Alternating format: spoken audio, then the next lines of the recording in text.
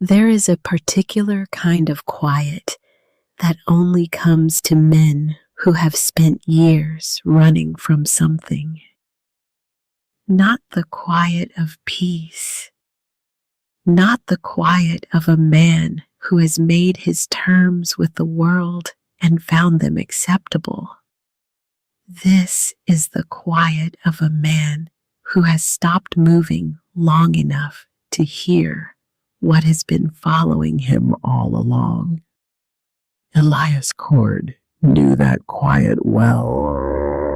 He had been living in the Ida for 8 years. The ranch sat at the foot of the Wichita Mountains in the Oklahoma Territory, where the granite peaks rose out of the red earth like the knuckles of a buried fist. The land up there was old in a way that made a man feel young and foolish regardless of his age. The rock did not care about your reputation. The wind did not know your name. The hawks that circled the thermals above the ridgeline were not impressed by anything a man had done in the valleys below. Elias was 52 years old that September of 1896. His hair had gone the color of winter grass, pale and dry at the temples, darker, toward the crown where the hat kept it from the sun. His hands were the hands of a man who had worked with them for decades, thick across the knuckles, marked by old scars that had long since faded to white lines against weathered skin. He moved the way certain men move when they have learned that speed is not always the same thing as readiness. Deliberate, economical. Like a man who had calculated the cost of every unnecessary motion and decided long ago that he would not spend what he did not have to. He had come back to this particular stretch of Oklahoma land not because anyone had asked him to. That was the part that mattered. He had been in Abilene when he found the newspaper. Not a current paper. A copy from 5 months prior, left on the counter of a feed store by someone who had used it to wrap something and then forgotten it there. Elias had picked it up without particular intention. He had been looking for the weather column, or perhaps the land notices in the back pages, the habit of a man who had spent years watching for opportunity in small print. He found it in the obituary section. 2 lines, that was all. Walter Mercer, age 41, of Comanche County, Oklahoma Territory. Survived by his wife, Norah. Accident, no further details. 2 lines for a man who had deserved considerably more. Elias had stood at that feed store counter for a long time. The proprietor had asked him twice if he needed assistance. Elias had not heard either question. He was reading those 2 lines the way a man reads a verdict that he already knew was coming, but had hoped in some private and unreasonable part of himself might somehow be different. Walt Mercer had not been a careless man. He had not been the kind of man who died in accidents. In the years Elias had known him, Walt had been the most deliberate person in any room he occupied. He thought before he spoke. He checked his cinch before he rode. He read the land the way Elias read men, with patience and without assumption. Men like Walt Mercer did not die in accidents. They died because someone needed them dead. The feed store proprietor had eventually stopped asking questions and gone about his business. Elias had folded the newspaper carefully, placed it inside his coat, and walked out into the Abilene afternoon. He had stood on the boardwalk for a moment, watching the street move around him. Wagons, horses, women with market baskets, children running between the wheels of things. The ordinary American afternoon proceeding without awareness of the small and devastating piece of news folded against his chest. He had gone back to his rented room. He had packed his saddlebags with the efficiency of a man who had done this particular task more times than he could count. He had paid his bill. He had ridden south and west without stopping for anything that was not strictly necessary. It had taken him 3 days to reach the Mercer ranch. He had not sent word ahead. He told himself this was because there had not been time, or because he had not known what he would say. These were not entirely lies, but they were not the whole truth either. The whole truth was simpler and harder to admit. The whole truth was that Elias Cord had left this family without proper explanation 8 years ago, when the leaving had been easier than the staying, and he was not certain what kind of reception a man like that deserved. He was not certain he had any right to arrive unannounced on a grieving woman's doorstep and present himself as something useful. But he had come anyway, because Walt's 2-line obituary had the unmistakable smell of money and silence, and because Norah Mercer was Elias Cord's younger sister, and because whatever else he had been in his life, and he had been many things, most of them complicated, he had never once failed to come when she needed him. Even if this time he was 6 months late. Norah had opened the door before he reached the porch steps. She had always been able to hear a horse coming from a distance that most people would consider unreasonable. Walt used to say she could hear trouble coming 3 counties over. He said it with admiration rather than complaint, which told you something about the kind of man Walt Mercer had been. She looked at Elias the way a woman looks at something she has been expecting and dreading in equal measure. She was 38 years old, and the 6 months since Walt's death had written themselves on her face in a language that Elias recognized. Not the temporary language of grief, which softens eventually and becomes something a person carries, rather than something that carries them. This was the harder language. The language of a person who has been under sustained pressure and has not yet allowed themselves the luxury of breaking. She was holding herself together with something tougher than hope. She had always been like that. When she was 6 years old and they had crossed a flooded creek together, she had not cried once. Elias had carried her across on his back, the water coming up to his chest at the deepest point, the current pulling hard at both of them. She had held on with her arms around his neck and her face pressed against his shoulder, completely silent, completely still, which was not the silence of fear, but the silence of a child who had decided that crying would not help the situation and had therefore declined to do it. She was still that child in the way that the people we have known longest remain always the age at which we understood them best. It is one of the more disorienting qualities of love. She said, "You took your time." He said, "Roads were bad." She said, "Eli." He said, "I know." She let him in. The ranch house was a solid structure built by Walt's hands over the course of 3 years, added to and improved each season as materials and time allowed. It had the look of a place that had been genuinely cared for, which is a different look from a place that is merely maintained. The window frames had been painted recently.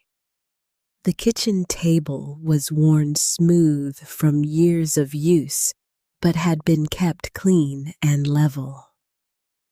There were drawings on the wall near the fireplace, pencil sketches of the mountains as seen from the east pasture, which Elias recognized as Walt's work. Walt had always drawn. It was one of the quieter things about him that Elias had admired without ever thinking to say so. He should have said so. He thought about that while he sat at the kitchen table and let Norah put coffee in front of him, and did not speak until she was ready. She told him about Walt. She told him the official version first, the one that had been filed with the county and recorded in the 2-line obituary. Walt had been found at the bottom of the North Ravine 3 miles from the ranch house. His horse had been found separately a mile to the east, unsaddled and grazing. The county sheriff, a man named Aldous Prentice, had ruled it an accident. Horse spooked.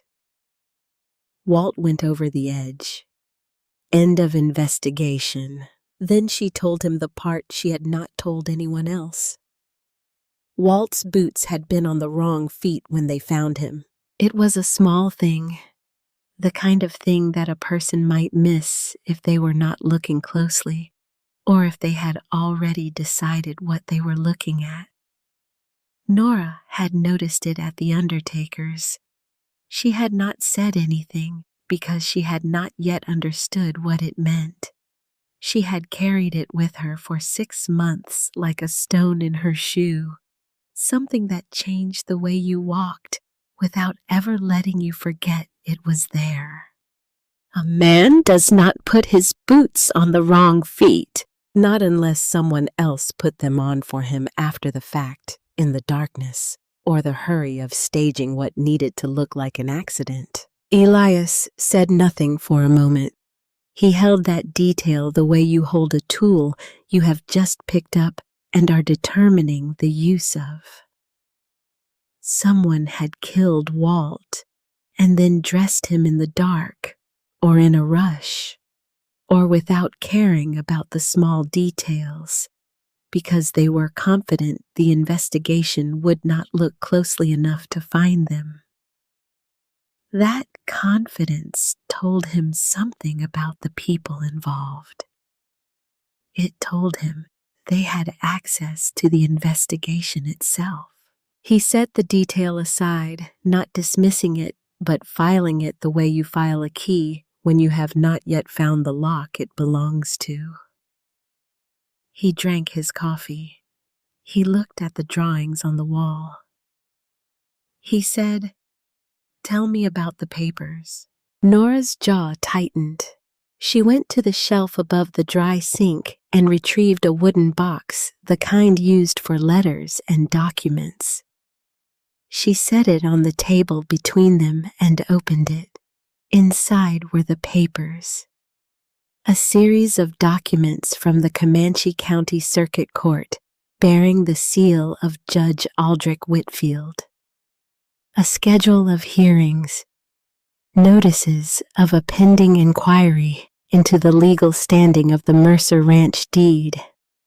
A deadline written in precise legal language that managed to be both perfectly clear and deeply obscure at the same time, by which Norah was required to appear before the court, with documentation establishing clear title to the property. There was also a letter from a land assessor's office in Lawton offering to purchase the Mercer Ranch at a price that was, as these letters always phrased it, fair and reflective of current market conditions.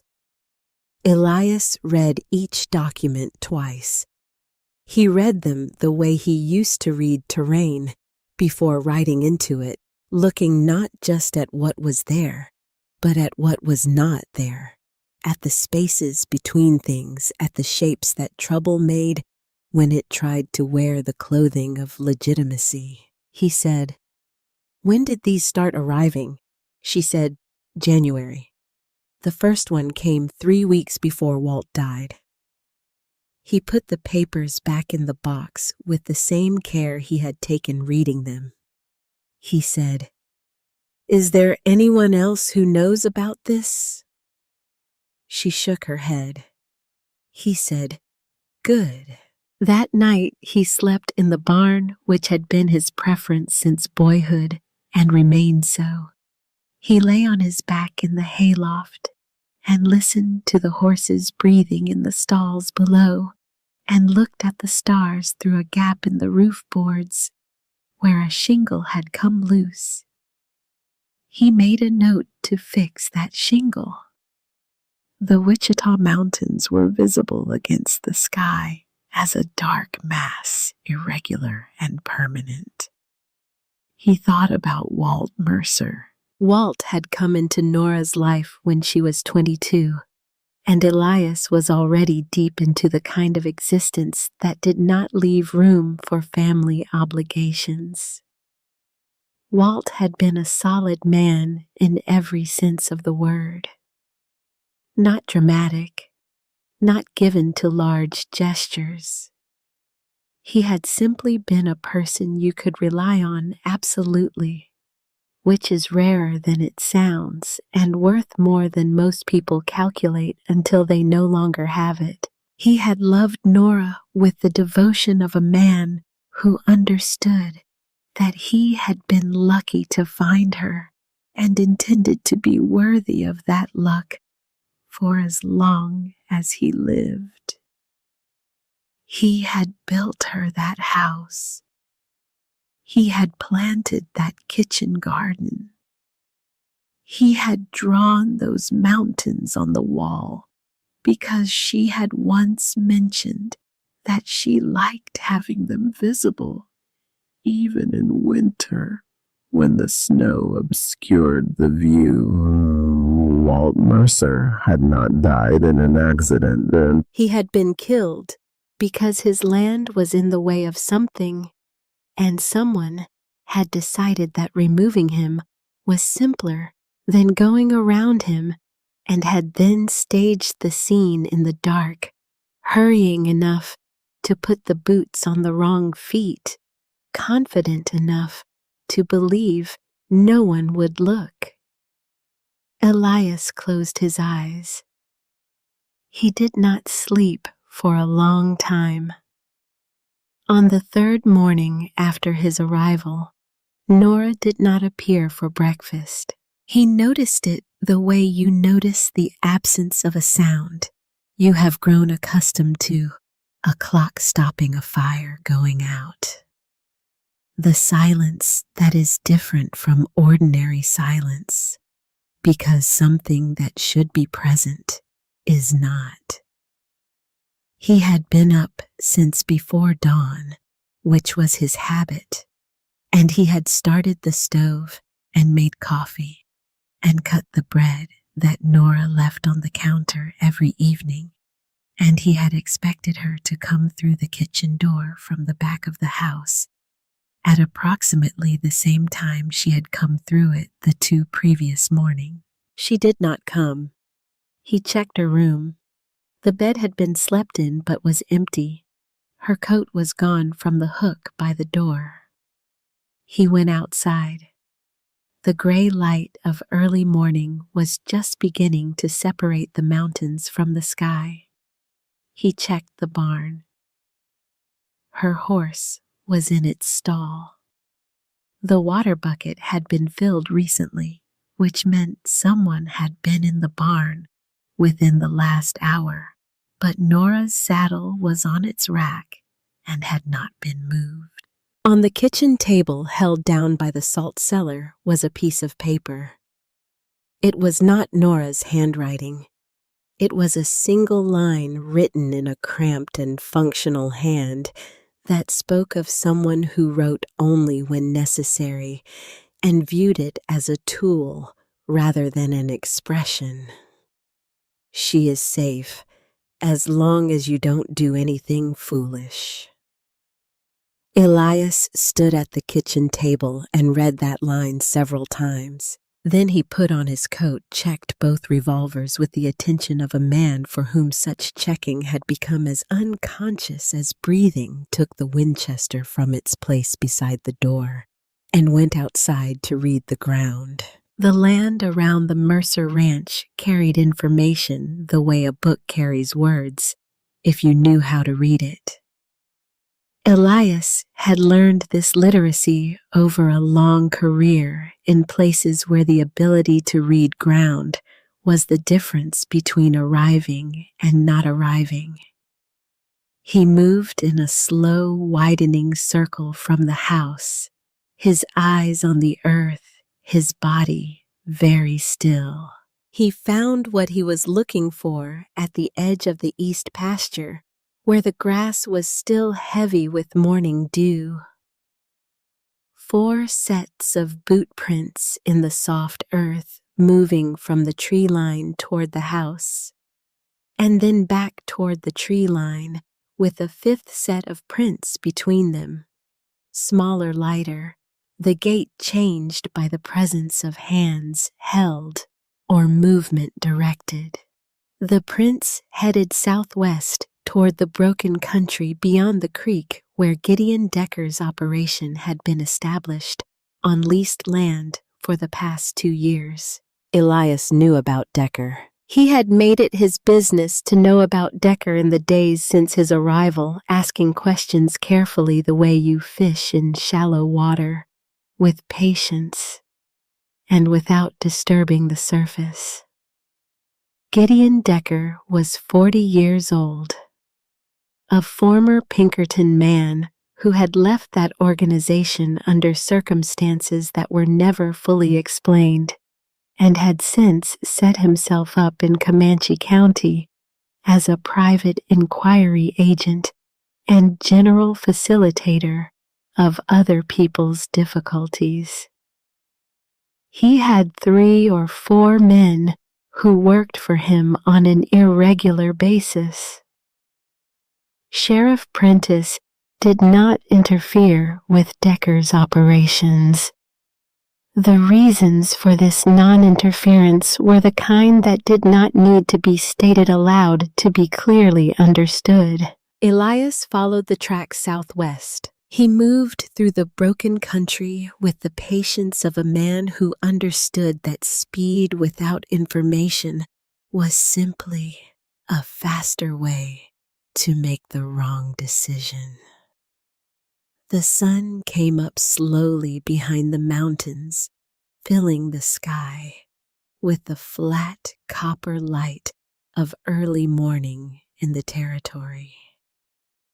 A red-tailed hawk circled above the creek drainage to the south hunting.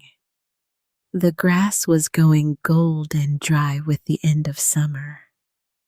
The whole landscape had that quality of Oklahoma in autumn, the land turning inward, shedding what it did not need to carry through the winter. He found them in an abandoned homestead 3 miles southwest of the ranch. The structure had been built and left in the first wave of the land rush 6 years prior, when the territory had filled with people who had come with hope and discovered that hope alone does not build a water table or soften caliche soil. The walls were still standing. There were 3 horses tied outside cropping at the dry grass with the indifference of animals unbothered by human complication. Elias tied his own horse well back downwind in a gully where a stand of cottonwoods provided cover. He moved to the building on foot, using the terrain as he had learned to use it over 30 years of necessary experience. He came around the blind side of the building and positioned himself beneath a gap in the wall boards where the sod chinking had crumbled. He could see inside. Norah was seated on a wooden crate near the far wall. She was not bound. She was not injured. She held herself with the composure that was her inheritance, that specific Cord stillness under pressure, and she was looking at Gideon Decker with an expression that sat somewhere between contempt and calculation. Decker was a lean man with a careful face, the face of someone who had spent a long career watching other people and drawing conclusions. He stood with his back to the door, and two of his men were positioned at the corners of the room. A fourth man stood outside the door on the far side. Decker was speaking in a reasonable tone. He was explaining with the patience of a man who preferred paperwork to violence when paperwork would serve the same purpose that this was a legal matter, that the court had issued an order, that Mrs. Mercer was required to appear before Judge Whitfield at the county seat to answer questions regarding the legal standing of her property deed, that she was not being held against her will precisely, but was simply being escorted to fulfill her legal obligations. Norah said, "You brought 4 men to escort me to a court hearing." Decker said, "The roads are uncertain." Elias had heard enough. He was through the door before Decker had time to reassess the situation. He moved with the complete and focused attention of a man who had reduced the world to its immediate and necessary components. The 2 men at the corners reacted, but reaction is always slower than action, and Elias had been acting for several seconds before either of them completed a thought. What happened in the next 30 seconds was brief and not elegant, and ended with Decker standing alone in the middle of the room, with both his men on the floor and Elias between him and the door. The man outside appeared in the doorway. He appeared there for a moment and then reconsidered his position based on what he saw and took a step back. Elias looked at Decker. Decker looked at Elias. Decker was a practical man. He reached into his coat and produced a folded document and held it out with the expression of a man playing his strongest card, while maintaining the composure to pretend it was merely a courtesy. Elias took the document. He opened it. He read it. It was a court order bearing the seal of Judge Aldrich Whitfield, Circuit Court, Comanche County, Oklahoma Territory. Signed. Dated. Witnessed. It directed the temporary detention of Norah Mercer Cord, pending investigation of irregularities in the title documentation of the property known as Mercer Ranch. It was on its face a legal document. Elias read it a second time, then a third time more slowly, looking for the place where it was wrong rather than the place where it was right. He found it on the third reading. The witnessing signatures at the bottom of the document were dated the same day as the judge's signature. Under Oklahoma Territory Court procedure, as established by the Provisional Territorial Legislature, witness signatures on a detention order were required to precede the judge's signature by a minimum of 24 hours, a provision designed to prevent exactly this kind of rushed and manufactured emergency legality. It was a small error, the kind a person makes when moving quickly and accustomed to documents being accepted without scrutiny.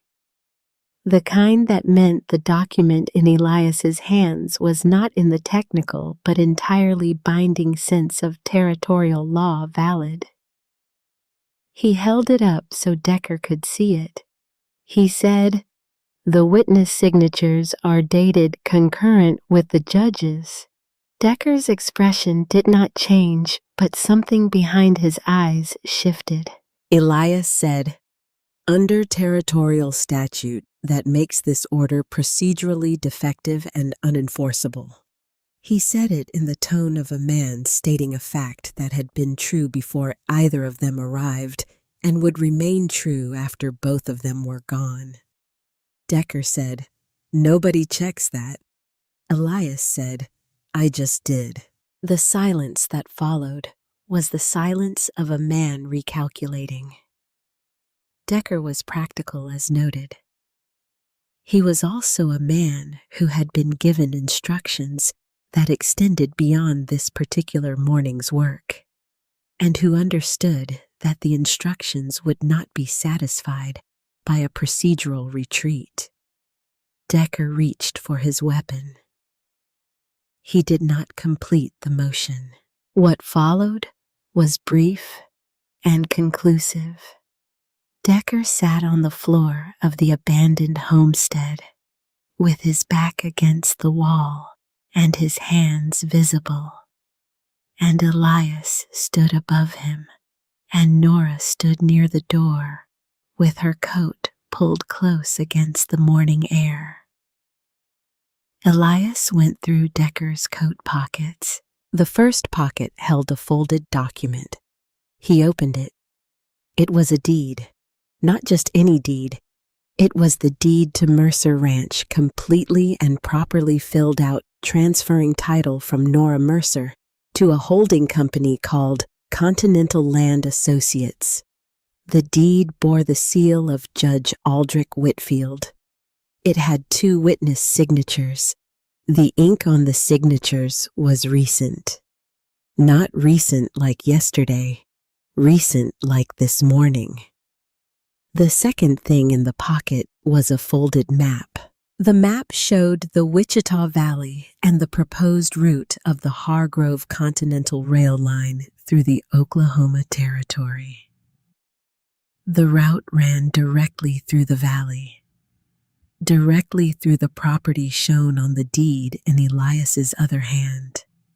Mercer Ranch sat in the exact center of the railroad right-of-way. Elias stood in that abandoned homestead in the copper morning light of September 1896 and understood everything.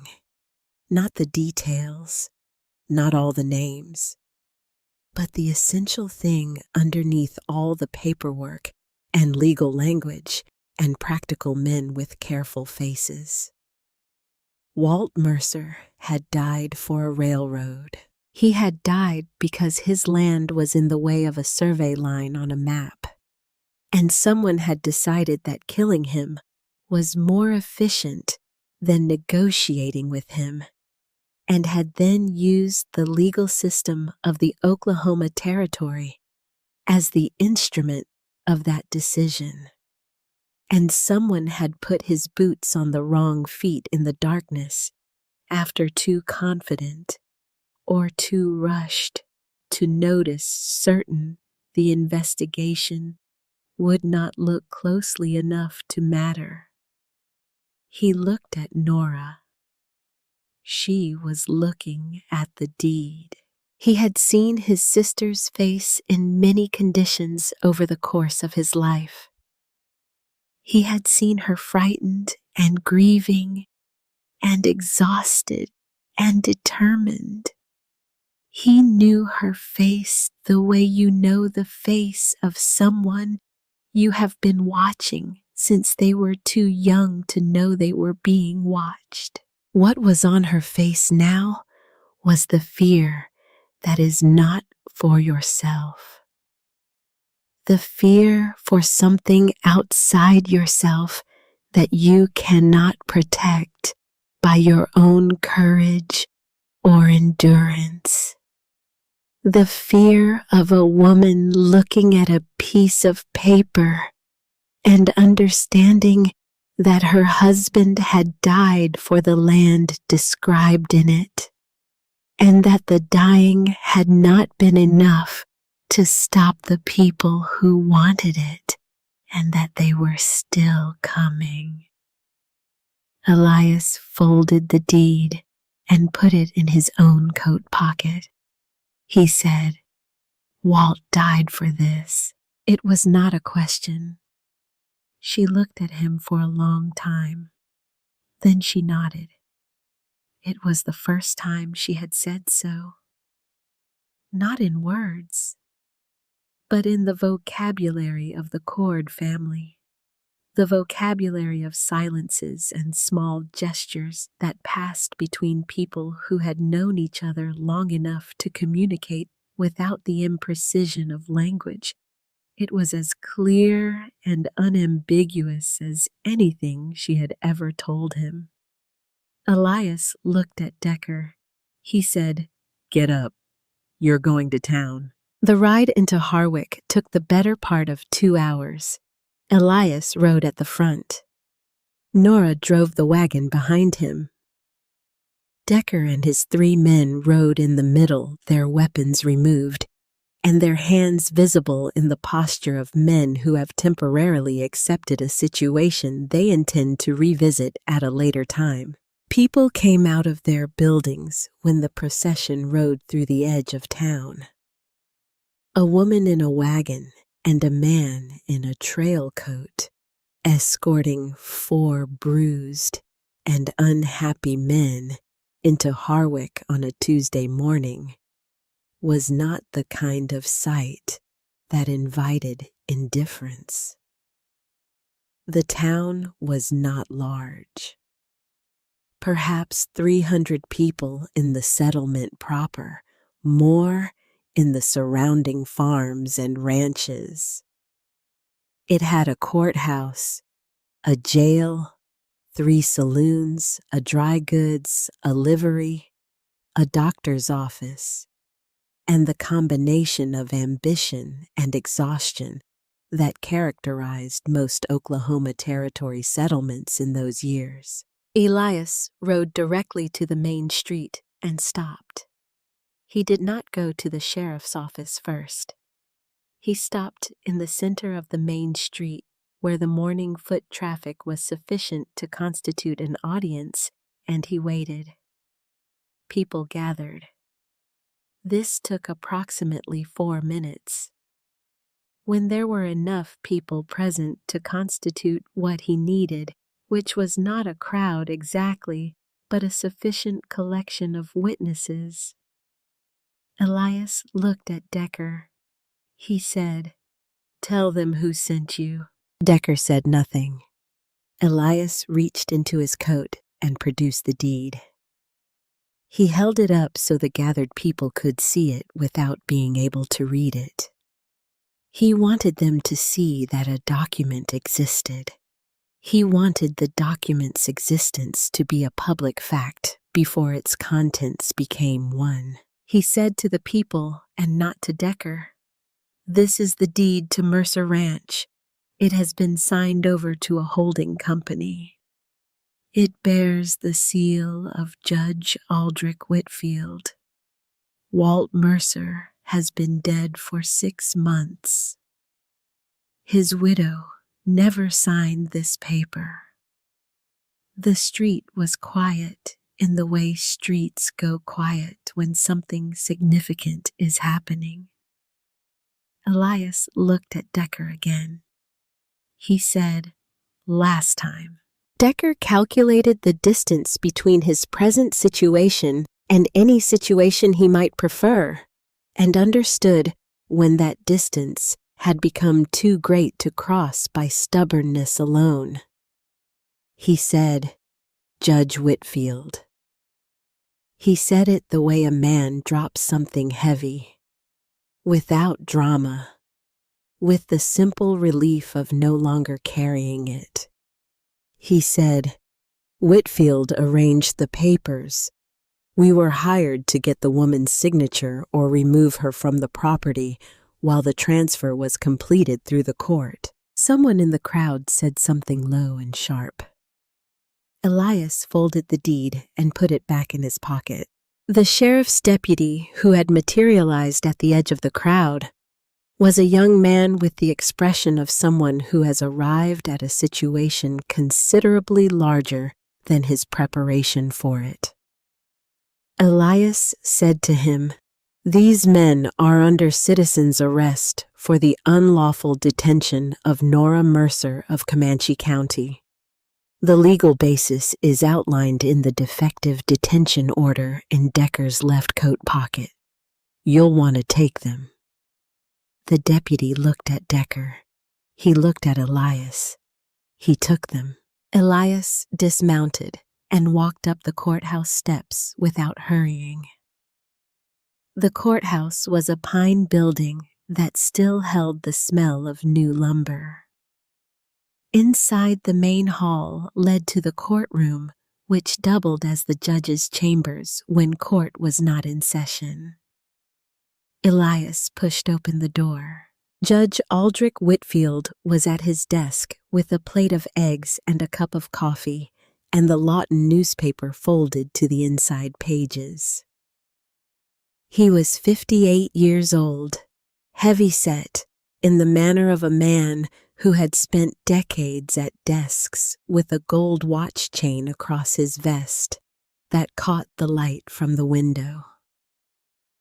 His face had the texture of a man who had confused authority with entitlement for long enough that the confusion had become structural. He looked up.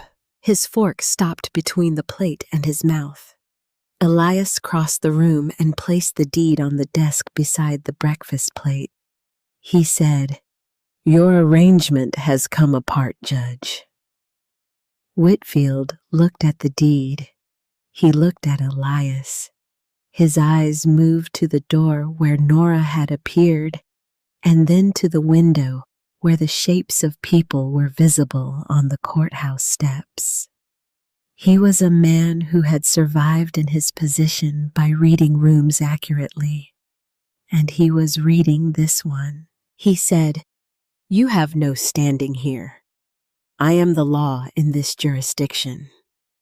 Elias said, "The law is not a building. It is not a title on a door. It is what happens when men attempt to take what is not theirs and are made to answer for it." He stepped to the window and looked out at the street. The ordinary people of Harwick and the surrounding land. Farmers who had come to town for supplies. Women with children. Men who had built their modest and honest enterprises in the red earth of the territory. He said, "Every one of them came here to build something, not to be harvested by the men who were trusted to protect them." Whitfield's jaw moved without producing words. Elias turned from the window. He said, "The deed is evidence. Decker's testimony is public record. The defective detention order is in your own handwriting, with your own seal on it." He paused. "The sheriff of this county will be here within the hour. I'd recommend you spend the time thinking about whether the people who paid you to do this are the kind of people who honor their obligations to men who are no longer useful to them." He left the deed on the desk.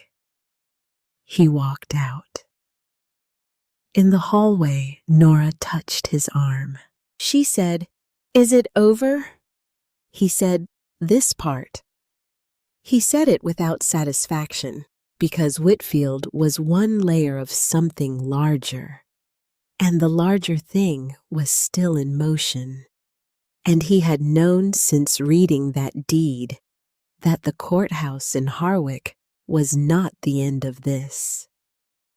It was simply the most visible layer. The layer that could be peeled back without yet reaching the thing underneath. He found the thing underneath that afternoon. Sheriff Aldous Prentice, faced with 40 witnesses and the evident collapse of Whitfield's position, located his backbone. He took Whitfield into custody before noon. While Prentice managed the logistics of this, Elias was in the judge's office moving through the papers on the desk and in the drawers with the patience of a man who understood that truth accumulates like sediment around a stone. In the secondary documents, the correspondence, the notes made in the margins, he found the ledger in the bottom drawer beneath a collection of territorial land surveys. 3 years of entries in Whitfield's precise hand recording payments received and services rendered. The language was careful in the way that careful people use language when writing down things they should not be writing down, but cannot resist documenting because documentation is a form of control. The payments were substantial. They came from an entity identified only as CR. Elias sat with the ledger in the afternoon light and understood what HCR was before he found the entry that confirmed it. Hargrove Continental Rail. The same entity whose route map he had found in Decker's pocket. The same entity whose survey lines ran directly through the Wichita Valley and directly through the land that Walt Mercer had spent 15 years building into something worth protecting. The ledger recorded 3 years of purchased cooperation, detention orders, land assessments, transfer documentation. And in January of the current year, a single payment significantly larger than the others, beside which Whitfield had written 2 words in his careful hand, WM resolved. Walt Mercer, resolved. Elias read those 2 words for a long time. He had known since finding the obituary in Abilene that Walt had been killed. But there is a difference between knowing and seeing it written in a judge's handwriting in a ledger. The difference is the kind that settles into a man's bones and does not leave. He thought of the boots on the wrong feet. Whitfield had not staged that scene himself. He was not that kind of man. He was the kind who signed papers and accepted payments and looked the other way. The staging the rough, practical work of it had been done by someone else, someone who moved in darkness and hurry and left small errors behind because they were confident the investigation would not find them. He would learn that name before the week was out. He closed the ledger. He took it with him when he left. He found Norah waiting at the wagon. He climbed up onto the seat beside her and placed the ledger between them. He said, Whitfield kept records. She looked at the ledger but did not touch it. He said, there is an entry from January. 2 words beside a payment. It says, Walt's name. She was quiet for a long time. Then she said, I want to see it. He opened the ledger to the page. She looked at it. She read it. She closed the ledger. She looked at the mountains to the northwest. the granite peaks catching the late afternoon light, and her face was very still in the way that faces go still when a person is exerting a great deal of effort to remain in the present moment. She said, "What is VR?" He told her. She nodded slowly, the nod of a person receiving information that confirms what they had already begun to suspect. She said, "Walt knew, didn't he, at the end?" He said, "I think so." She said, "He never told me." He said, "He was protecting you." She said, "I know." A pause. It didn't work. They drove back to the ranch in the golden late afternoon. When they reached it, Norah went directly to the back pasture without going inside. Elias followed. She walked to the base of the granite outcropping that formed the eastern boundary of the property, crouched, and reached into the darkness behind a flat stone. She pulled out a canvas bag, weathered and stiff. She handed it to Elias. Inside was a notebook. Plain brown leather cover, soft with handling. Walt's handwriting. It began with names. A list of landowners in Comanche County and the surrounding area who had sold their properties in the past 3 years, annotated with dates and sale prices, and Walt's careful observations about the circumstances. Pressured, threatened, sheriff visited twice before signing. Wife received warning. The annotations had the quality of a man building a case, collecting evidence with the patient discipline of someone who understood that a single piece could be dismissed, but a pattern could not. Then came the larger picture. Walt had mapped the route of the Hargrove Continental Rail line himself, using public land survey records, and the observable pattern of which properties had been acquired and which were under pressure. He had identified Whitfield's role. He had documented Decker's activities. He had written down 2 other officials he believed to be receiving payments from HCR. And he had identified Cole Raven. 3 pages of the notebook were devoted to Cole Raven. Walt had written them in a smaller hand than the rest, as if the subject required more care or more compression. Cole Raven, 45 years old. Originally from Galveston, former Confederate irregular, an enforcer. A man who applied pressure of the kind that could not be documented, that left no signatures on ledger pages, that resolved situations through means that official records would never accurately describe. Walt had written, "Raven is the instrument, Hargrove is the hand." And on the following page in larger writing, "I believe Raven was present at the North Ravine in January." The boot placement, the specific staging. This is a man who works quickly and without sentiment. He does not make large errors. He makes small ones and trusts they will not be found. Elias read that paragraph and felt the thing in his bones shift and settle. The boots on the wrong feet. Walt had known. Walt had documented it and hidden the documentation in the granite shelf, and had not lived long enough to act on it. He turned to the last pages. Walt's final entries were dated the week before his death. Brief.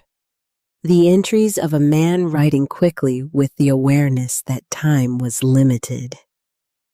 He had recorded a meeting with Whitfield that had gone badly.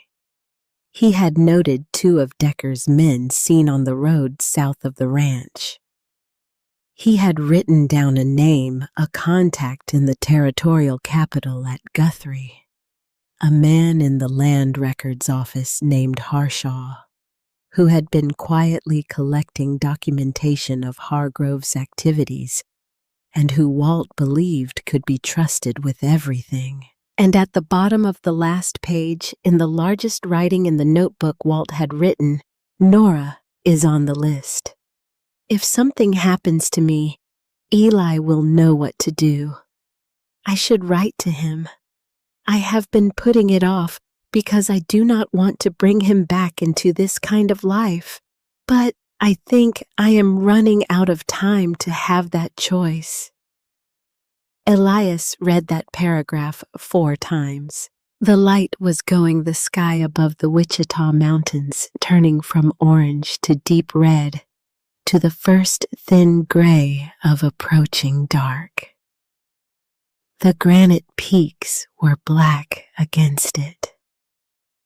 The wind had come down from the mountains and was moving through the dry grass of the pasture. He had been 6 months too late. That was the truth of it, and he sat with it without trying to make it smaller than it was. Walt had been building toward reaching out to him and had run out of time to do it, and Elias had been in Abilene while the machinery that killed Walt Mercer completed its work. He could not change that. He could only decide what to do with the time he had now. He closed the notebook and put it in his coat. Norah was watching him from a few feet away. He said, "Did you know about the entry that your name was on the list?" She said, "I found the notebook 3 weeks after Walt died. I read it. I put it back." He said, "And then you waited." She said, "I waited for you to come." He looked at her for a moment. She said, "Walt believed you would come eventually. He said you always did. He said the only difference between you and other men was that you always showed up.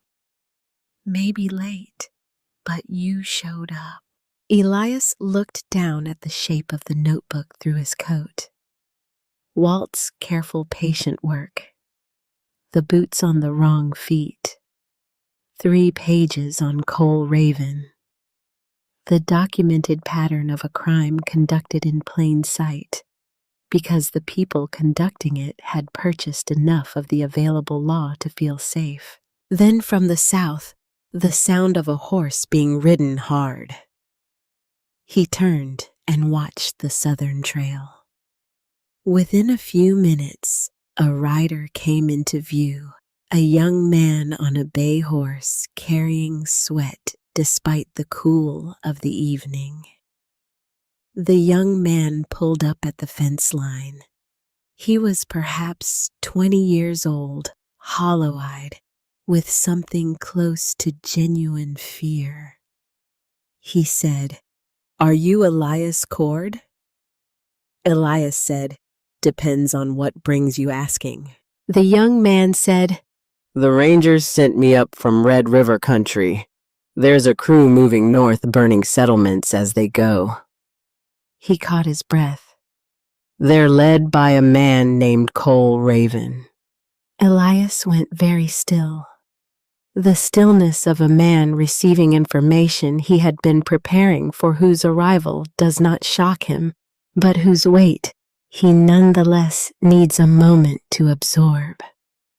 He said, "How far south?" The young man said, 3 days, maybe 4. They hit the Carver settlement yesterday morning. 2 ranches outside Ringling last night. He paused. Everything in their path is going to ash. Elias looked at the notebook in his coat. He looked at Norah's name on the last page of it, written in Walt's careful hand. He said to the young man, "Get that horse some water." He walked inside. From beneath the bed, he pulled the traveling trunk. The serape folded flat, faded to a brown that was almost gray. The gun belts coiled and oiled, maintained out of the deeply ingrained discipline of a man who knew that neglected tools failed at the worst possible moments. The Winchester across the bottom of the trunk long-barreled its action, still smooth as the day it had been fitted. He checked each revolver. The mechanical clicks of the cylinders turning in the silence of the bedroom were the sound of something settling into place, something that had been held at a particular angle for a long time and was now aligning itself with the direction it had always been pointed. Norah appeared in the doorway. She looked at the trunk. She looked at the revolvers in his hands. She looked at his face. He crossed the room and pressed his lips to her forehead the way he had done when she was young and frightened, and he was the older sibling standing between her and whatever the world had sent that day. He said, "I'll come back." She said, "I know you will." She said it the way people say things they have decided to believe because the alternative is not something they are willing to consider. Then she said, "Raven is cleaning up. He's removing everyone Walt named in that book. He knows about the notebook or suspects it, which means he knows my name is in it." He said, "Yes." She said, "If you go north and cut him off before he reaches the valley, he never gets here." He said, "That's right." She said, "Then go." He picked up the Winchester. He walked out into the dark, where the Oklahoma sky was fully black, and the stars were out above the Wichita mountains in their permanent and indifferent multitude, and he stepped up into the saddle, and he pointed his horse north. The road north through the Oklahoma Territory at night was a different country than the road traveled by day. The daylight version had color and texture and the beauty of a landscape that rewarded attention. The night version was stripped of all that reduced to its essential geometry. The pale line of the trail, the black mass of the tree lines on either side, the stars above not romantic in the way that people who have not spent long nights under them tend to imagine but simply present in the way that things are present when they are large enough and old enough to be indifferent to your situation entirely. Elias rode through it without hurrying beyond what was necessary, not because he had time to spare. He did not, but because a horse pushed beyond its capacity in the dark on uncertain terrain is a horse that will fail you at the precise moment you need it most. He rode at the pace that covered ground without spending what he could not replace. He stopped twice at water, let his horse drink, drank himself from the canteen, checked the stars for direction, and went on. He thought about Cole Raven. Walt had devoted 3 pages to the man more space than he had given to Whitfield or Decker or the Hargrove Continental Rail Organization itself. That proportioning told its own story. Walt had understood something about Raven that the others in the machinery did not require him to understand, which was that Raven was not a component of the problem. Raven was the problem's nature made physical. He was what Hargrove's intentions looked like when the paperwork and the legal instruments had reached their limits. 45 years old, former Confederate irregular, which meant he had learned violence in the school that taught it as improvisation, as adaptation, as the art of achieving objectives when conventional means had been removed. That school produced a particular kind of man, not the theatrical kind that frontier mythology preferred. The quiet kind, the patient kind, the kind that did not announce itself until the announcement was the last thing you heard. 6 years in the service of railroad interests, 6 years of resolved situations, 6 years of WM resolved, written in other people's ledgers in other people's careful hands. The kind of man you did not simply arrest, the kind of man you went to meet. He rode through the night and into the gray pre-dawn hours and stopped at first light in a creek bottom to rest his horse and himself for 2 hours. He lay on his back on the creek bank and looked at the sky going from black to deep blue to the first tentative colors of morning, and he thought about the calculation he was making. The official response would take time.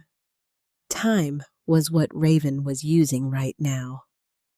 By the time territorial marshals could be organized and deployed, Raven would have reached the railhead at Caldwell Junction, collected what he needed from the night train's payroll, and dissolved back into the landscape the way men of his kind had always dissolved.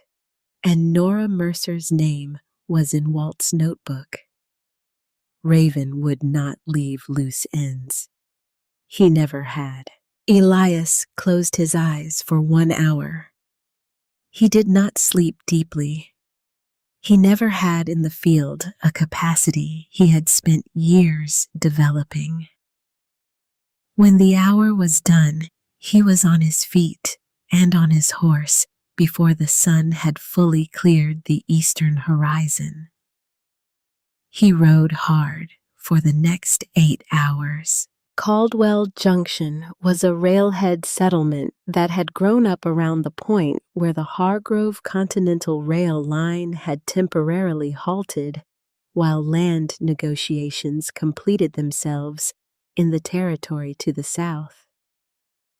It was an accumulation rather than a town. Temporary structures. A saloon that had somehow acquired permanence. A company office for the railroad, a small hotel, a livery, a sheriff's office established optimistically and staffed inadequately. He smelled the smoke before he saw the buildings, not the smoke of catastrophe, the smoke of ordinary occupation, cook fires, and the particular smoke of a saloon that kept its kitchen going through the day. But there was more of it than there should have been for a settlement this size in the middle of a Tuesday afternoon. He slowed as he came over the last rise and looked down at the settlement. The sheriff's office had its shutters closed. The hotel had the look of a building that had decided to be somewhere else. The livery doors were shut in a way that suggested the occupation inside was involuntary. The saloon at the center of the main street had horses tied outside it that were not the horses of ordinary afternoon drinkers. Trail horses, hard used and heavily packed, the horses of men who had come from a distance and intended to leave quickly. He counted 7 horses. He sat on the rise for several minutes and looked at the layout of the settlement with the attention of a man reading terrain he may need to move through at speed and under pressure. He noted the water trough in front of the saloon.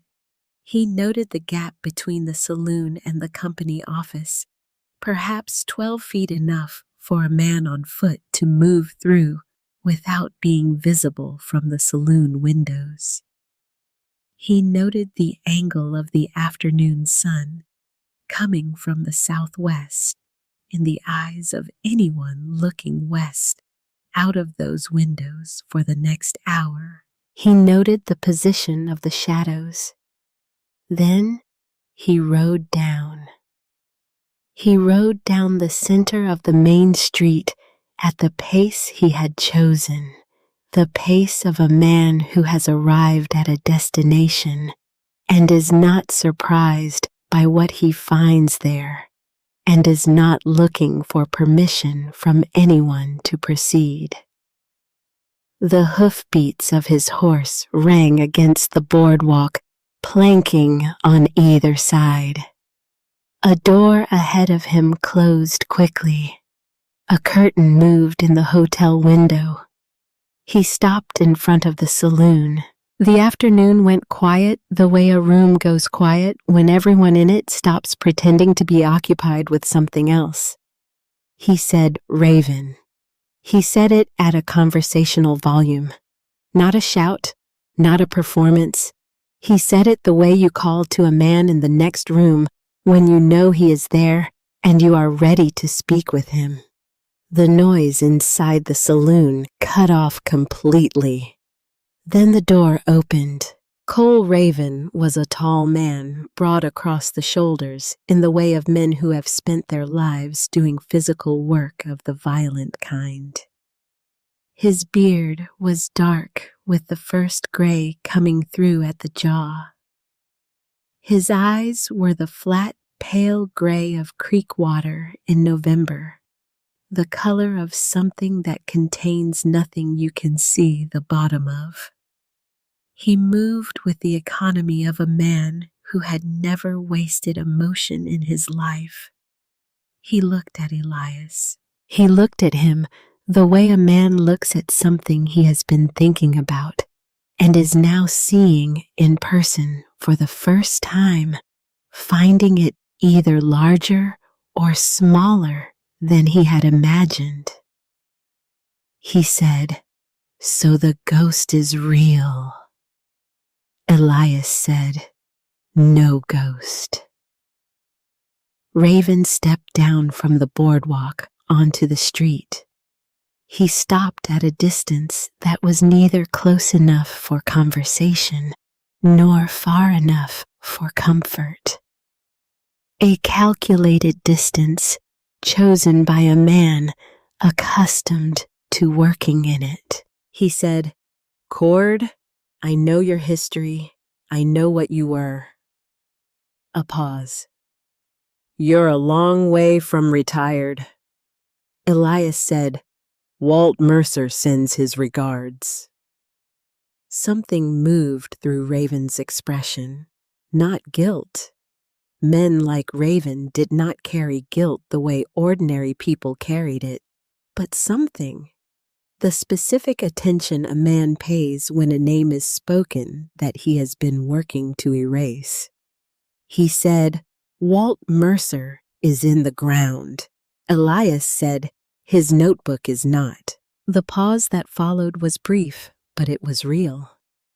Raven calculated the same way Elias himself had been calculating since arriving at the rise above the settlement, mapping terrain and timing and probability with the part of the mind that operated below and faster than thought. Raven said, 7 men Cord. Elias said, "I can count." Raven almost smiled. Not a warm expression, but genuine in its way. The expression of a man encountering something he had not expected and finding it despite everything interesting. He said, "You came up here alone." Elias said, seemed like the kind of thing that ought to be done personally. He said it evenly, and then he added, Walt documented everything. The boots on the wrong feet, the North Ravine. Your name is on 3 pages of that notebook in Walt's handwriting, and it's going to Guthrie to a man named Harshaw in the Territorial Land Records office. Whether you walk out of this settlement or not, Raven, the documentation, walks out with it. Something shifted behind Raven's eyes at that. Not fear. The recalculation of a man who has just understood that the dimensions of his situation are larger than he had estimated. Then Raven's hand moved. What followed was the thing that old men spoke about in low voices in the years after. Never with satisfaction, never with the appetite for spectacle that younger men brought to such stories. It was not the version that legend prefers. There was no single clean moment of resolution. There was instead the reality of it, which was chaos and pain and the specific difficulty of trying to make clear decisions when the world around you has lost its order. Raven's men came out of the saloon, not all at once. 2 through the door, 1 through the side window, 2 more from the alley beside the livery where they had been positioned as a precaution. 7 men in total emerging from their positions with the efficiency of men who had done this before and knew their roles in it. Elias was already moving. He had not waited for Raven's hand to complete its motion before he stepped left and used the water trough for cover, dropping into the space beside it with the Winchester already clearing its scabbard. He was not fast in the way that young men are fast, with the reflexes of bodies that have not yet accumulated their history. He was fast in the way of a man who had eliminated hesitation from his process entirely, who had so thoroughly mapped the distance between intention and action that there was nothing left between them. His first shot took out the lantern hanging above the saloon door. The second shot took out the lantern inside that was visible through the window. The saloon went into sudden darkness, and the men inside it lost their focal point and began reacting to each other's movements rather than to Elias, which was the intended effect. 2 confused men are slower than 1 man who is not confused. From the alley, one of Raven's flanking men fired, and the shot went wide by a foot close enough to feel the air of it. Elias returned along the trajectory with a shot that ended the conversation from that direction. He moved. Moving was the essential discipline. A stationary target in an open space is a target that has accepted its own defeat. He went from the water trough to the gap between the saloon and the company office in 4 running steps.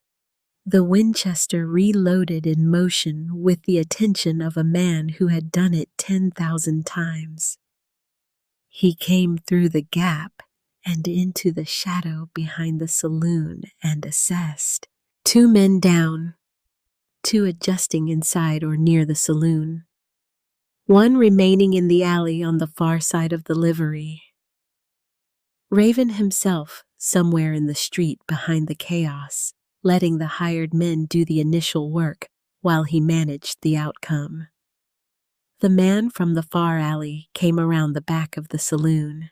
He came around it expecting empty shadow and found Elias instead, and the next several seconds resolved themselves in the way of close quarters confrontations, which is to say badly for the person who arrives with incorrect expectations. Elias took a hit across the left side of his jaw, in the process the man's elbow connecting as they closed, and felt the sharp heat of split skin and the metallic taste that followed. He noted it. He moved on. The two from inside the saloon had come out the front and were moving around opposite sides of the building. Elias heard them rather than saw them, the sound of boot heels on dry ground, and used the sound as direction rather than location, as the suggestion of where a thing was going rather than where it was. He positioned himself at the back corner of the saloon building and waited.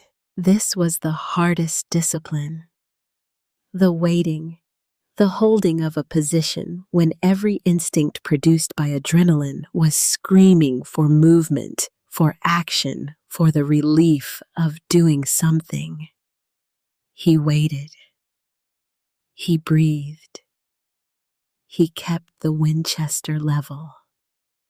One of them came around the corner. Then there were 2 fewer men in the territory than there had been 60 seconds before, and the street had gone very quiet, and Elias stepped back out into it from the alley with the Winchester up, and his breathing measured, and the late afternoon sun making long shadows across everything.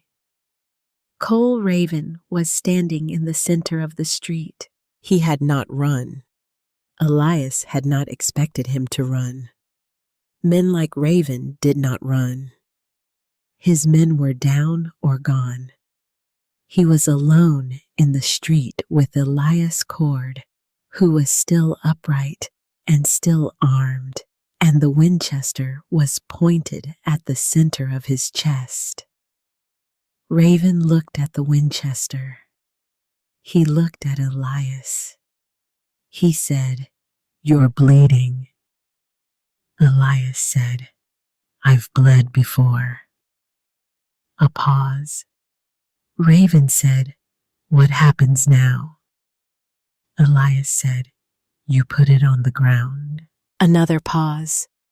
Raven making a final assessment, checking every angle one last time. He was thorough. He was nothing if not thorough. He found no open angles. His hand moved toward his weapon slowly, the deliberate movement of a man disarming rather than drawing, and then it stopped. Because something in his calculation had changed. He said, "You didn't come up here just to stop us at the railhead." Elias said nothing. Raven said, "The woman. You came north because if you didn't stop me here, I'd go south." He said it as a fact. He was still calculating even now, still trying to find the equation that produced a different outcome. He said, Whitfield had standing orders. If Raven doesn't report back within 48 hours of the railhead, the backup arrangement activates. 2 men go to the ranch. A pause.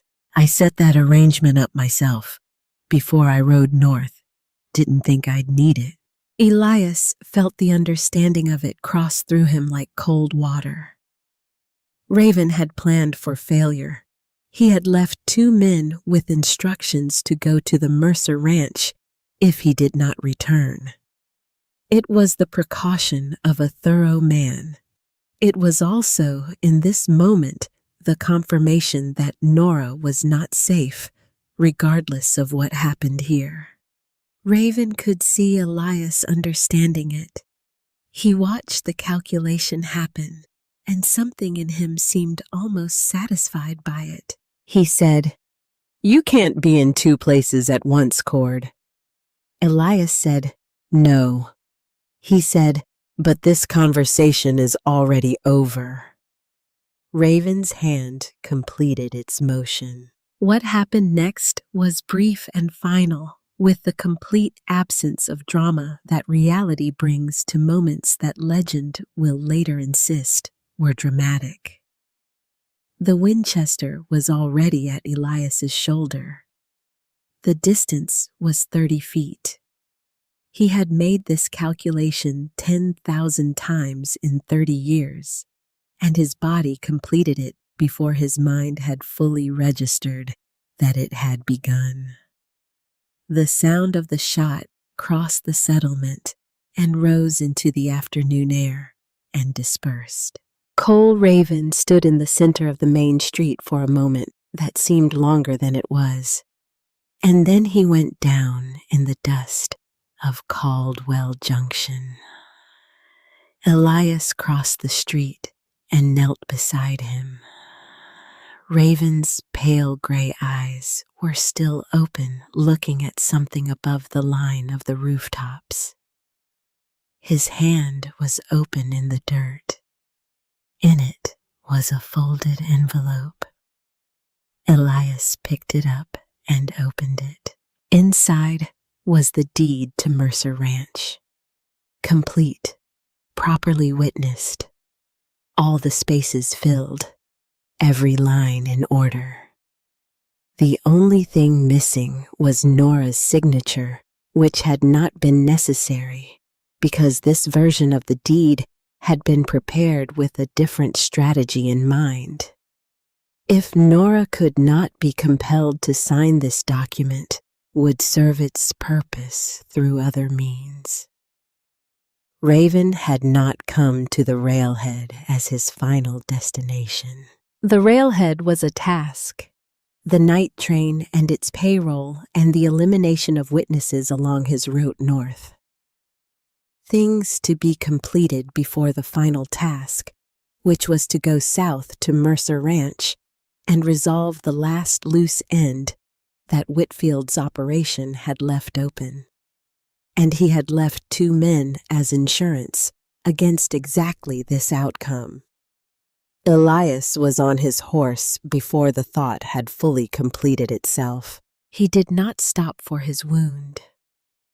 He did not stop to speak to the sheriff, who had finally emerged from his office several minutes after the moment when his presence would have been useful.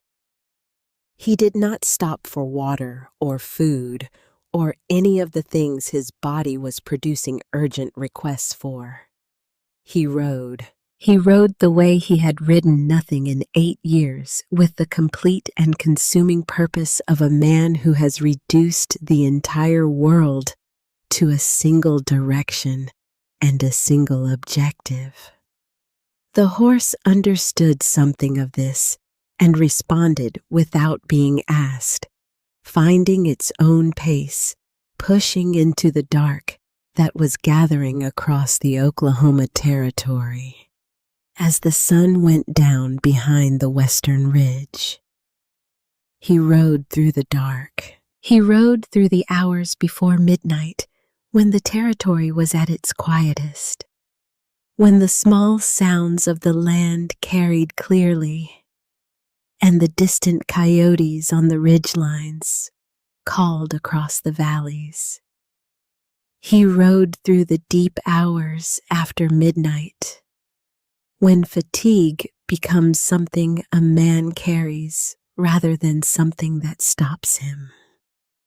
He rode in the gray hour before dawn, when the world has the quality of something not yet fully decided, not yet committed to being the day it is about to become. He smelled the Mercer Ranch before he saw it. The particular combination of livestock and wood smoke and the dry grass of the east pasture. The smell of a place that had been lived in and worked with genuine care for 15 years. It reached him across the dark, and something in him that had been wound very tight since leaving Caldwell Junction released by a fraction. The lights were on in the ranch house. He slowed at the fence line and assessed. 2 horses tied at the porch rail that he did not recognize. Trail horses, not local animals. The front door of the house was closed. A lamp burning in the front room and another in the kitchen, both at the brightness of lamps lit for purposes other than domestic comfort. He came off his horse without sound and tied it well back from the fence line and came to the house on foot along the east side, where the shadow of the barn provided cover until he was within 30 feet of the front porch. Norah was standing at the front door. She had opened it and was standing in the doorway with the stance of a woman who has decided not to give ground. Her right arm was at her side with the muzzle of Walt's shotgun resting against the porch boards. Not raised, not threatening, but present and available in the way that tools are present and available when a person knows how to use them. In front of her, at the base of the porch steps, were 2 men. The man on the left was speaking in the reasonable tone of a man who prefers to resolve things without violence, but is prepared for the alternative. He was explaining that she needed to come with them to Lawton, that there were legal matters requiring her presence, that this was not something she could decline. Norah was explaining in the tone she had inherited from 38 years of her own making that she would not be going anywhere. Elias came around the corner of the porch. He came around it with the Winchester at his shoulder, and his voice carrying the quality it carried when he had decided exactly what was going to happen, and the only remaining question was whether the people he was talking to understood it yet. He said, "Step away from the steps." Both men turned. They were the kind of men who made rapid assessments of situations, and what they assessed in the 3 seconds after turning was a man with a rifle who had not arrived from a peaceful evening and who was looking at them with the expression of a man who has already paid a considerable price in the past several hours and has not the slightest interest in paying more of it than necessary. The man on the left looked at the Winchester. He looked at his companion. He stepped away from the porch steps. His companion did the same. The silence that followed was the silence of a situation that has reached its resolution point. The quiet that comes when the energy that has been driving events has finally spent itself, and what remains is the simple and exhausted fact of the present moment. Norah looked at Elias across the porch rail. She looked at the cut along his jaw, dark and dried in the cold pre-dawn air. She looked at the way he was standing, the careful distribution of his weight, that she recognized as the stance of a man concealing the extent of a physical cost. She looked at his eyes. She said, "Raven." He said, "He won't be coming south." She looked at him for a long moment. She said, "Walt's notebook. Harshaw in Guthrie." He said, "Everything goes to him. The ledger, the deed Decker's testimony, all of it. Walt named him specifically. He'll know what to do with it." She nodded. She looked at the 2 men still at the base of her porch steps. She said, "You 2 are going to walk into Harwick and present yourselves to the sheriff. You're going to do it because the alternative is considerably less comfortable and because the man with the rifle has had a very long night and is not in a state of mind that benefits either of you." The two men looked at each other. They walked toward Harwick. Elias watched them go and then lowered the Winchester and leaned it against the porch rail and sat down on the top step with the heaviness of a man whose body has been waiting for permission to stop. The cold of the pre-dawn air settled around him. The stars above the Wichita mountains were beginning to fade with the first suggestion of morning. Norah came and sat beside him on the step. She did not speak for a while. The eastern sky began to lighten slowly, the way it always lightened out here, without drama or announcement. The darkness simply becoming less dark, degree by degree, until it became something else. She said, "You came back." He said, "I said I would." She looked at the cut on his jaw. She rose without a word and went inside and came back with a damp cloth and a small tin of salve from the kitchen shelf. She sat beside him again and cleaned the wound with the same efficient care she applied to everything.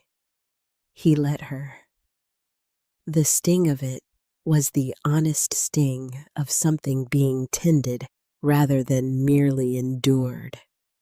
And there was a difference between those two things that he felt clearly in this particular moment. When she was finished, she said, "It needs a proper dressing in the daylight." He said, "In the daylight." She said, "Walt's notebook needs to go to Guthrie, Harshaw, everything Walt collected." He said, "I know." She said, "He worked for 2 years on that documentation. He knew what it would be worth if it reached the right people." A pause. He just didn't get the chance to deliver it himself. He said, "So we do it?" She said, "Yes." The morning came on. The sun came over the eastern ridge of the Wichita Mountains with the flat amber light of September, hitting the granite peaks at an angle that made them glow as if the rock itself were producing warmth rather than merely reflecting it. The dry grass of the east pasture turned gold. The horses in the barn shifted and began their morning. A hawk launched itself from the top of the granite outcropping where Norah had kept Walt's notebook, circling upward on the first thermal of the day, rising higher with each pass until it was a small, dark shape against the brightening sky. And then, not even that. Elias sat on the porch step with his sister beside him, and the Winchester leaning against the rail, and the cut on his jaw beginning to stiffen in the morning air. And he watched the light come up over the land that Walt Mercer had given his life to protect. In the weeks that followed, the documents went to Guthrie. Walt's contact in the Territorial Capital Land Records Office, a methodical man named Harshaw, who had been collecting pieces of the same picture from his own vantage point, recognized immediately what Walt's notebook represented. He took the ledger and the deed and the documented record of 3 years of coerced land acquisitions and began the process of assembling them into the kind of formal submission that could not be set aside. Judge Aldrich Whitfield was removed from his post within the month. His cooperation with the investigation, which he offered immediately upon understanding that the ledger in custody contained his own handwriting, was extensive. He named names, He provided dates. He gave the territorial authorities more than they had hoped to find, and exactly what they needed. Gideon Decker, facing charges in 3 counties, made a similar calculation. The Hargrove Continental Rail operation in Oklahoma Territory unraveled in the particular way that operations unravel when the people holding them together understand that loyalty is a transaction, and the party on the other side of the transaction is no longer able to pay. The territorial authorities examining Walt's notebook paid particular attention to the boots. That small detail, the wrong feet, the darkness, and the hurry, and the confidence that no one would look closely enough to find it, became the thread that unraveled the rest. It connected Raven to the North Ravine with the kind of specificity that documentation without physical evidence rarely achieves. Walt had seen it. Walt had written it down. Walt had understood that the small errors of arrogant men were the cracks through which the light eventually entered. Hargrove Continental Rail surrendered its Oklahoma Territory land claims in the spring of 1897. The proposed route through the Wichita Valley was abandoned. The company's board faced federal investigations that occupied official attention for the better part of 2 years. The Mercer Ranch remained in Norah's hands. Elias stayed. This was the part that surprised him most. He had expected to settle Norah's situation and move on as he had always moved on, as his life had conditioned him to do. Movement had been the mechanism by which he managed the accumulated weight of his history. Stay too long in one place, and the weight finds you. Keep moving, and it has to work to catch up. But he stayed. He stayed because Norah's children needed someone who could tell them about their father without sanitizing him into legend. He had known Walt Mercer as a real man, a man who drew mountains on the wall and kept meticulous notebooks and put his boots on the right feet every morning of his life until the morning he could not. And that was something worth offering to children who were growing up with a hero instead of a father. He stayed because the ranch needed work and the work was honest.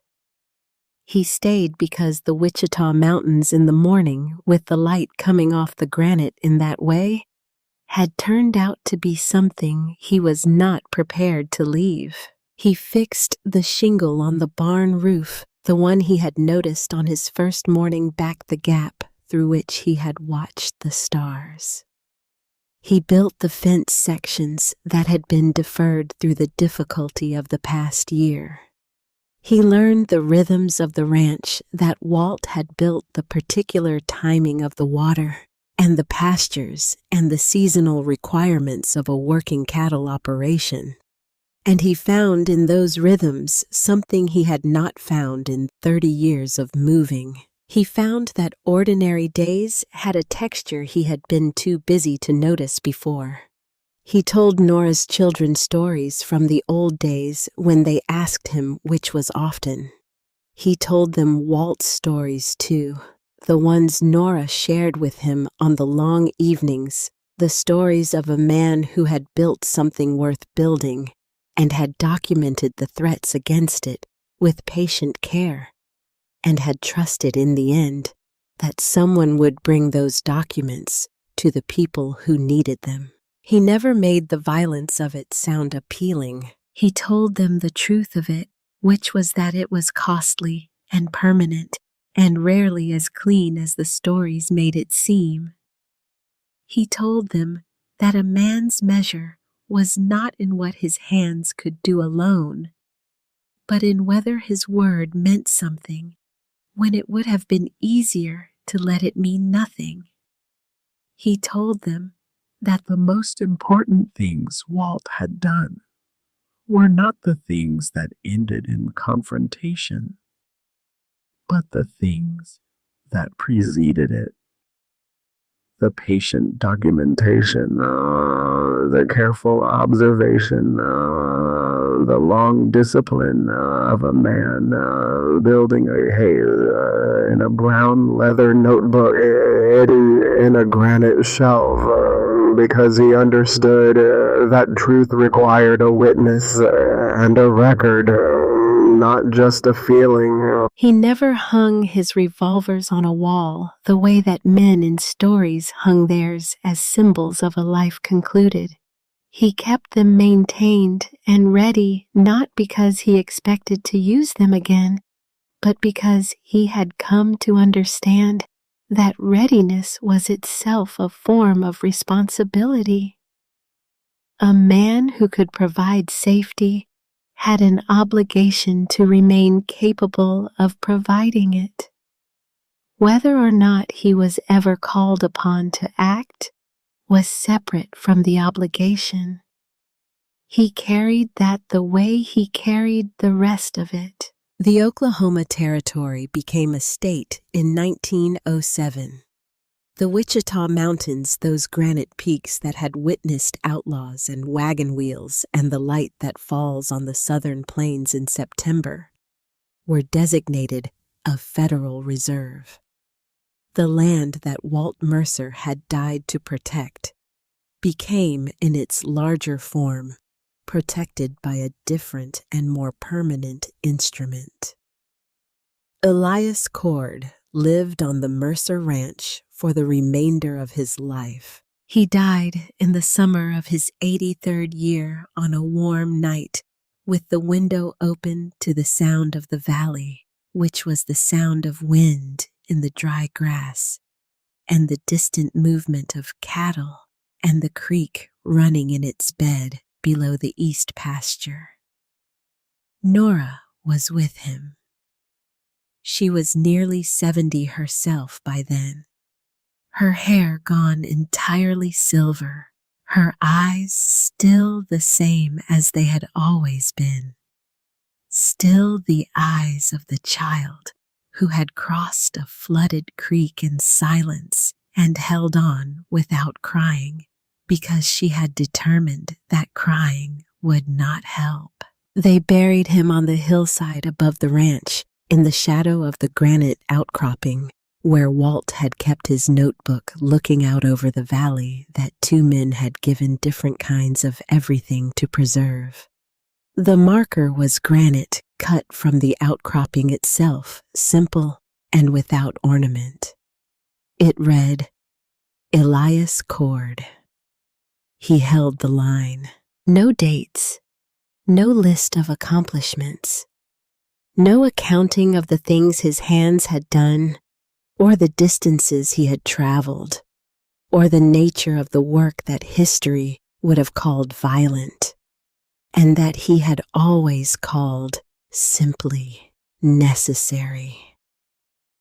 Just those 4 words cut into the same rock that had looked down on everything permanent and unhurried and entirely indifferent to the opinions of whoever might come to read them.